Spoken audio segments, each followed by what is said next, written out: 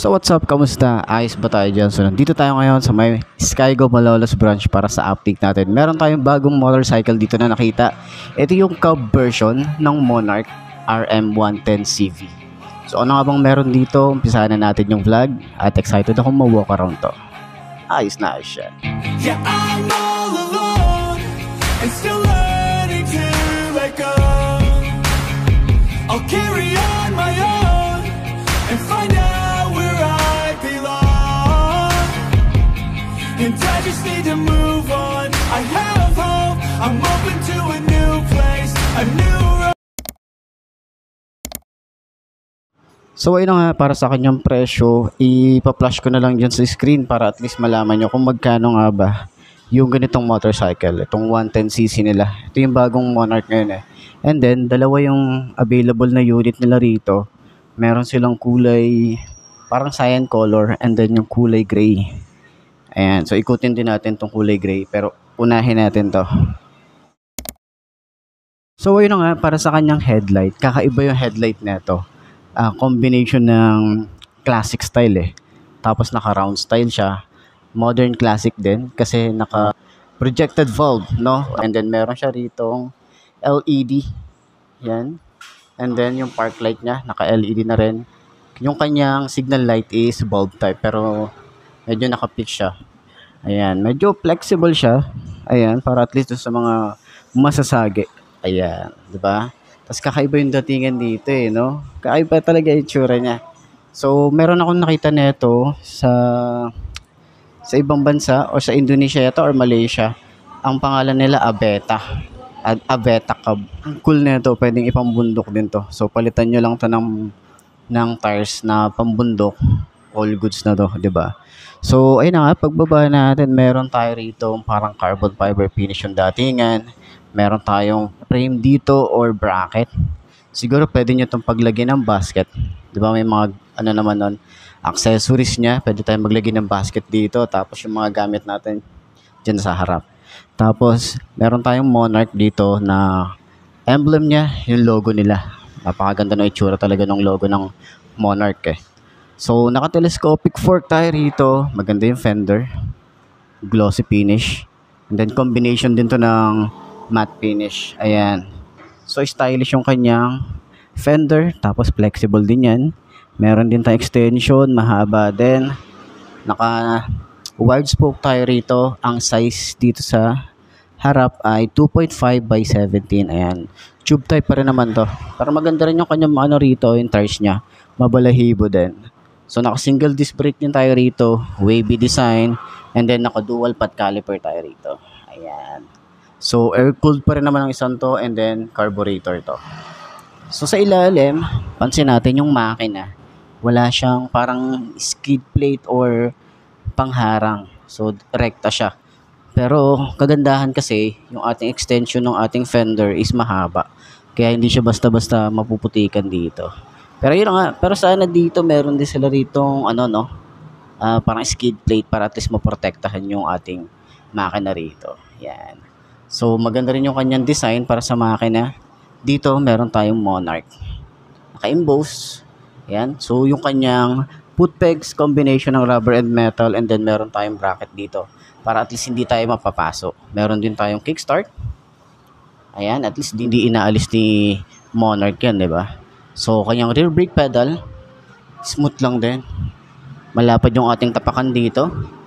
Ayan. Dito nga pala, yung paint niya is matte finish. Tapos dito sa side, meron tayong Monarch na decal. And then combination ng medyo rough yung kanyang design. Yung plastic na ginamit dito medyo kakaiba rin. And then yung frame niya rito, ayan yung chassis niya. Then yung ating tambucho, meron tayo rito cover, metal naman yan. And then yung ating foot pegs para sa angkas. Ayan, combination din ng rubber and metal. Then simple lang din siya. Meron din tayo ritong tire hugger, ayan or mudguard. So flexible din siya. Naka-dual shock din tayo rito, adjustable naman to, and then naka-drum brake din dito sa likod. Ayan. So ang size dito ay 2.75 by 17. So tube type pa rin naman yan. Swing arm, maganda rin yung paint job dito. And napansin natin dito, maganda yung itsura nung ating compartment. So dito, para mabuksan siya, up nyo lang siya, and then, ma-open nyo na yan. Astig, di ba? Pwede kayong maglagay dito ng bottled water sa biyahe. Siguro kasya dito mga 500 ml. Pwede kayong maglagay dyan. Tapos yung ibang other na gamit natin, angat nyo lang to. Ayan, pwede kayong maglagay dito ng mga papeles kasi meron naman siyang harang. Ayan. Huwag lang masyadong importante kasi hindi naman siya nalalaki. Okay? Ignition key, meron tayo rito. Susi niya, napakasimple lang ng susi. And then, naka-upright position tayo rito para sa kanyang handlebar. Ganda rin ang kanyang mga paint job dito. So, kagandahan, meron din tayo ritong USB charging port. Ayan, para sa mahabang biyahe, pwede yan. Okay? So, sa mga switches, ordinary plastic na ginagamit ni Monarch, parang kay Skygo rin eh. Parehas din sila. So, dito naman, meron tayong on and off ng kanyang park light, headlight. Meron na tayong built-in hazard dito. Electric starter. Ganda yung grip, makapit. And, responsive naman yung kanyang throttle. Yung levers natin dito, ito maganda rin yung paint job dito. So, try natin. Okay naman. Ano naman siya? Smooth din. So, ito ay naka semi-automatic. Ayan. So, napansin natin dito, ito yung kanyang panel gauge. So, naka fully digital na siya, pero maliit lang yung datingan dito. Ganda ng style, no? Kakaiba ng itsura. Nandito siya mismo sa kanyang headlight. Galing, di ba? Ignition key, simple lang. Tapos yung kanyang chassis, yan, kita-kita mo na. Upuan natin dito, so pwede ka rin naman mag-angkas dito. Tapos makapal, sobrang kapal nung ating foam dito. May mga stitches din tayo rito. Ayan. So para ma-open natin yan, ito yung susi o yung susian para ma-open natin to. Ayan. So meron din tayong grab bar dito. Kakaiba nga lang yung grab bar dito. Ayan. So meron tayong rubber dito. Okay, parang pwede kang umawak dyan eh. And then, dito sa likod, yun nga, naka-dual shock tayo rito. Yung kanyang taillight is bulb type. Yung signal light niya is bulb type din. Dito naman is para tayong carbon fiber finish. Ayan. So, medyo kakaiba yung style dito sa kanyang taillight. And then, yung ating rear fender. Meron tayong reflector and then lagay ng plate. Ayan. So, dito sa side is naka-dual clutch tayo rito or dual shifter. Yung kanyang side stand. So, sana dito meron din silang kill switch, no? Sa bagay, para sa presyo nito, di ba? So, ayan yung pangalan niya. RM110CV or cab. Cab, ibig sabihin yan eh. So, ayan na nga, try nating sakyan itong motorcycle na to para at least makita nyo sa 5 to na kagaya ko kung abot ba natin ang isang to. I'm on my own, but I'm better off alone. Yeah, I'm better off alone. And I wake up to a new day in the same place with a new flame. It's not too late, I'll be okay. Leave behind all that led to my pain. And I know it's never really ever quite perfect, but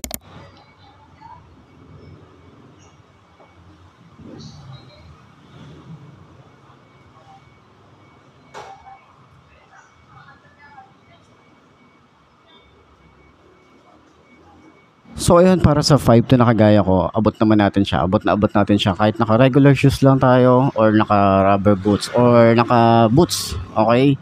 So magaan yung motor, maganda yung datingan niya. Para sa mga beginner bike, pwede nyo itong pagpilian. Ayan. So sa mga may hilig ng mga ganitong cab na design, so pwede to, no? Maganda yung shock, maganda yung kanyang suspension, harap at likod, and then yung turning radius niya, suwabeng-suwabe. Pwedeng isingit to sa mga traffic natin dito. So, ayun, puntahan nyo na lang dito sa may Skygo Malolos branch para sa mga update. And then, pinakita ko naman na yung kanilang contact number and then yung price nitong motorcycle na to. So, ayos na ayos yan. So, yun nga mga best, no? Ito na ba ang motor na babagi sa'yo? Kung ito na nga ay markahan mo na at mag-subscribe ka na sa aking YouTube channel, i-click mo na rin yung notification bell para updated ka sa lahat ng videos na upload natin. Dito araw-araw, so laging tatandaan na wala sa brand ng motor ang itatagal yan.